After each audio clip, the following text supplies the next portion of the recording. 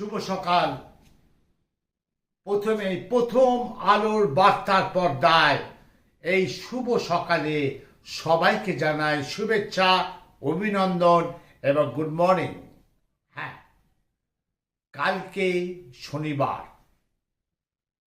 এই শনিবার আর রবিবার দুদিন আবার বলছি আমি থাকবো না, যাব মায়াপুর আপনাদের জন্য। সেই মায়াপুরের লাইভ, মায়াপুরে সেই আরতির লাইভ, মায়াপুরের চিত্র আপনারা সরাসরি চোখ রাখবেন প্রথম আলো বার্তার পর্দায় আপনাদের দেখাবার জন্য। শনিবার এবং রবিবার এই দুদিন আপনাদের দেখাবার জন্য আমি থাকব সেই মায়াপুরে, ইস্কনের মায়াপুরে, যেখানে সেই রাধা কৃষ্ণের নামে ফরেনাররা কিভাবে হরে কৃষ্ণ করছে, সেই হরে কৃষ্ণ আমরা কানে শুনবো আর আপনাদেরও কানে শোনাবো। আর আপনারা চোখ রাখুন প্রথম আলো বার্তার পর্দার লাইভে এবং নিউজে। আজকে যে প্রতিবেদনটা দেবো সেটা চমকে যাবেন। হ্যাঁ, গতকাল রাত অর্থাৎ বৃহস্পতিবারে অকাল বোধন হলো, বিশ্বকর্মার বোধন। কোথায় জানেন? হুগলি জেলায়।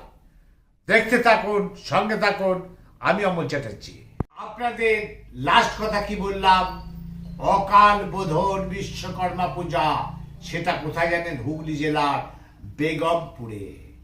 একদিকে কুমোরটুলি ঠাকুর, অন্যদিকে চন্দননগরের আলো। গতকাল রাত্রিবেলার দৃশ্য দেখাচ্ছি আমি, অর্থাৎ বৃহস্পতিবারে। সরাসরি দেখুন আমাদের প্রথম আলো বার্তার পর্দায়। আমরা বলেছিলাম যে প্রথম আলো বার্তার প্রতিনিধিরা সব সময় সব জায়গায় ছড়িয়ে আছে, আর আমাদের প্রতিনিধিরা হুগলি জেলার বেগমপুরে অকাল বোধন বিশ্বকর্মা ঠাকুরের। সরাসরি দেখুন আমাদের প্রথম আলো বার্তার পর্দায় বেগমপুর। হ্যাঁ, ঠিক শুনেছেন, কোনো ভুল শোনেননি। একদম বিশ্বকর্মা পূজা অর্থাৎ অকাল বিশ্বকর্মা পূজা বোধন দুর্গা পুজোর ঠিক 90 দিন পর, অর্থাৎ মাঘ মাসের শুক্লা পক্ষের পঞ্চমী তিথিতে এই পুজোর আয়োজন করা হয়। হুগলি জেলার বেগমপুর, খরসরাই, তাজপুর সহ একাধিক গ্রামে চন্দননগর আলোকসজ্জা আর কুমোরটুলির প্রতিমা, এই দুই মেলা বন্ধনে জমে ওঠে অকাল বিশ্বকর্মা পুজো। কথিত আছে আনুমানিক প্রায় 70 বছর আগে এই পূজা শুভ আরম্ভ হয়েছিল। এই অকাল বিশ্বকর্মার ইতিহাস কিন্তু বহু প্রাচীন। শোনা যায় এই খরসরাই, তাজপুর সহ একাধিক জায়গায় তাঁতি সম্প্রদায়ের বাস। আর তাঁতি সম্প্রদায়ের দুর্গা পুজোর আগে যে বিশ্বকর্মা পুজো হয়, সেই বিশ্বকর্মা পুজোয় তারা অংশগ্রহণ করতে পারে না, কারণ তাঁতি তাঁত বনে, অর্থাৎ কাপড় বনে। সেই কাপড় আপনাদের পরিবার, আমাদের পরিবার সবাই পরে। তারা ব্যস্ত থাকে, সেই বিশ্বকর্মা পুজো তারা করতে পারে না। কিন্তু অকাল বোধন গতকাল রাত্রিবেলার দৃশ্য দেখাচ্ছি দেখুন। সেই একদিকে চন্দননগরের ঠাকুর আর অন্যদিকে সেই কুমোরটুলির প্রতিমা। সেখানে কি না হয়েছে! সেই সৌরভ গাঙ্গুলির দাদাগিরি থেকে শুরু করে মডেল করেছে। সরাসরি দেখুন আমাদের প্রথম আলো বার্তার পর্দায় সেই দৃশ্য। এবার আপনাদের নিয়ে যাচ্ছি আমি হুগলি জেলা রিসরার মেলা। এই যে টিকিট কেটে, 5 টাকার টিকিট কেটে সাধারণ মানুষ মেলায় ঢুকছে, এটাই কি গলার কাঁটা হয়ে দাঁড়ালো রিসরা মিউনিসিপ্যালিটির? হ্যাঁ, এটাই গলার কাঁটা হয়ে দাঁড়ালো রিসরা মিউনিসিপ্যালিটির। কারণ এই মেলায় কোনো রকম লোক নেই। দোকানদারদের হাত মাথায়, তারা বাইরে থেকে দেনা করে, তারা ধার করে তারা এই মেলা করেছে, কিন্তু কোনো বিক্রি বাট্টা নেই, লোক নেই। আমাদের প্রতিনিধিরা সরাসরি চলে গেছিল গতকাল সন্ধ্যেবেলায় রিসরায় মেলা। সেই রিসরায় মেলায় দোকানদাররা আমাদের প্রথম আলো বার্তার পর্দায় কি বলল সরাসরি দেখুন। যে মেলাতে টিকিট কেটে মানুষ ঢুকছে অথচ কোনো মানুষ নেই। যেখানে শ্রীরামপুর মেলা, কোন্নগর মেলা, সমস্ত জায়গায় বৈদ্যবাটে উৎসব মেলায় ভিড়ে ভিড়, সেখানে কিন্তু রিসনা মেলায় কোনো ভিড় নেই। সেই দোকানদাররা আমাদের প্রথম আলো বার্তার পর্দায় কি বলল সরাসরি শুনুন। গতকাল যখন আমরা কলকাতা কভারেজ করছিলাম, হঠাৎ হাজির সেই বিধানসভার বিরোধী দলনেতা শুভেন্দু অধিকারী আমাদের ক্যামেরার পর্দায় কি বললেন, তিনি রাজ্যকে তোপ দাগলেন। সরাসরি দেখুন আমাদের পর্দায় শুভেন্দু অধিকারী সেই বিরোধী দলনেতা বিজেপি নেতা শুভেন্দু অধিকারী তোপ দাগলেন মুখ্যমন্ত্রীর বিরুদ্ধে, তোপ দাগলেন সরকারের বিরুদ্ধে। সরাসরি রাজ্যের বাজেট প্রত্যাশা যাই থাকুক, রাজ্যকে আগে ধার নেওয়া বন্ধ করতে হবে। 2024-25 অর্থবর্ষে 9 মাস অতিবাহিত, রাজ্য বাজেট 3 লক্ষ কোটি টাকার। তার মধ্যে 79,000 কোটি টাকা বাজার থেকে ঋণ নেওয়া হয়েছে, 9,000 কোটি টাকা কেন্দ্রীয় সরকারের গ্যারেন্টিতে আরবিআই থেকে ঋণ নেওয়া হয়েছে, 2200 কোটি টাকা আদার সোর্সে ঋণ নেওয়া হয়েছে। এবং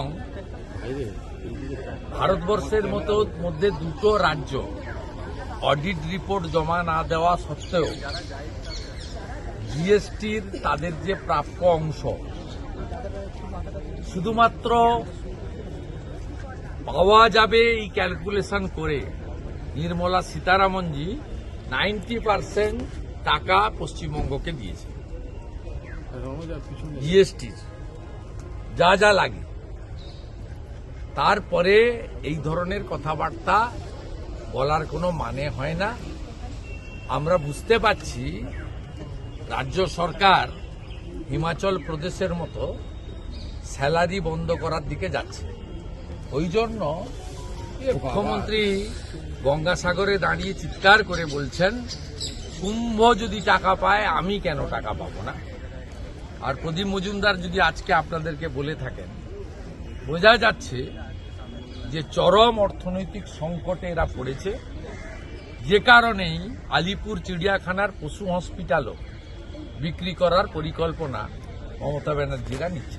আজকে আপনি যখন প্রতিবাদে হাঁটছিলেন আদালতের অনুমতি ক্রমে এবং রাজ্য কলকাতা পুলিশের নিরাপত্তা দেওয়ার কথা ছিল শর্ত অনুযায়ী, সেই জায়গায় দাঁড়িয়ে এই যে তৃণমূলের তরফ থেকে দরজা থেকে ফ্ল্যাগ দেখানো হলো আপনাকে, এটা কি কলকাতা পুলিশের পক্ষ থেকে? আমি দেখিনি। আমরা যে ফ্ল্যাগ দিয়ে মিছিল করছিলাম, অর্থাৎ তাজ বেঙ্গলের সামনে এবং পশু হসপিটালের সামনে গিয়ে, ওই ফ্ল্যাঙ্কে কোনো চোর তৃণমূলের লোক ছিল না।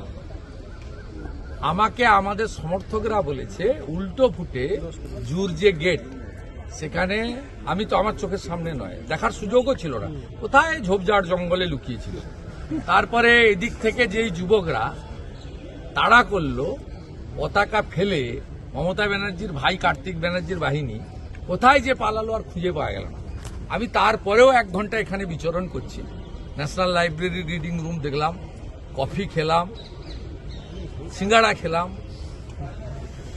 এবং আমার তো মনে হচ্ছে যে নন্দীগ্রামের থেকেও ভবানীপুরটা আমার কাছে খুব ইজি। এইবার আপনাদের দেখাচ্ছি গতকাল বৃহস্পতিবার গেছে ইন্ডিয়ান রেড ক্রস সোসাইটির প্রস্তাবিত ফারাক্কা শাখার অনুমোদনের জন্য সদল বলে দরবার জঙ্গিপুর এসডিওর কাছে। গতকাল বৃহস্পতিবার ইন্ডিয়ান রেড ক্রস সোসাইটি প্রস্তাবিত ফারাক্কা শাখার অনুমোদনের জন্য শাখার সভাপতি সহ কয়েকজন সদস্য জঙ্গিপুর এসডিও শ্রীমতী ইয়াকামির কাছে একটা লিখিত আবেদনপত্র জমা দিলেন।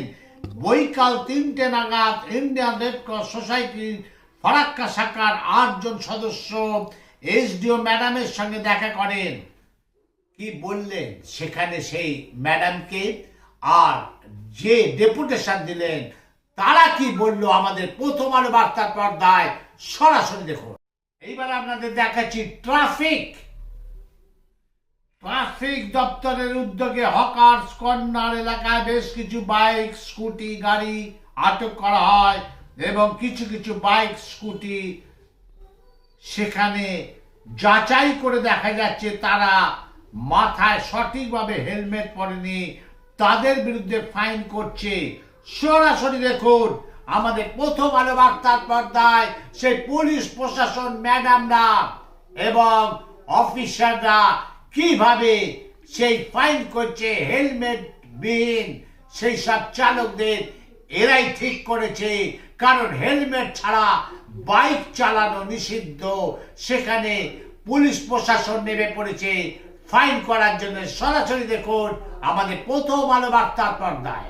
তাহলে দেখলেন, আপনাদের দেখালাম যে গতকাল সন্ধ্যাবেলায় হুগলি জেলার বেগমপুরে অকাল বোধন বিশ্বকর্মা সেই ছবি। আবার ছবি দেখালাম হুগলি জেলার রিসরার মেলায় দোকানদারদের কপালে হাত। এটাই হবে আজকের হেডলাইন, যে 5 টাকা টিকিট কেটে দর্শকরা আর মেলাতে যাবে না, এই প্রতিজ্ঞা নিয়েছে। কারণ রিসদার মিউনিসিপালিটির মেলায় দোকানদারদের কপালে হাত। এটাই হবে আজকের হেডলাইন। আপনারা দেখতে থাকুন, সঙ্গে থাকুন, পাশে থাকুন। আমি অমল চ্যাটার্জি।